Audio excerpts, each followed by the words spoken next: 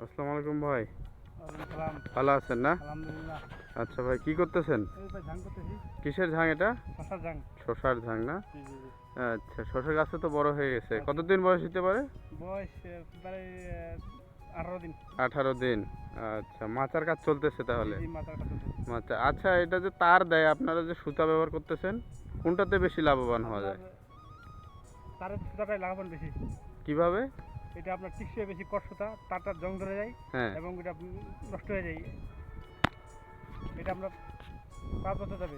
5 নষ্ট হবে না। বছর। জি জি জি। আচ্ছা, তার জন্য আপনারা তারের বদল সুতা ব্যবহার করেন? সুতা ব্যবহার করি। ও আচ্ছা আচ্ছা। এটা কতটুক মাটি ভাই, শসা? এটা শশা আপনার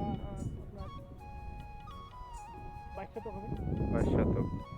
আচ্ছা, ঠিক আছে ভাই, ধন্যবাদ।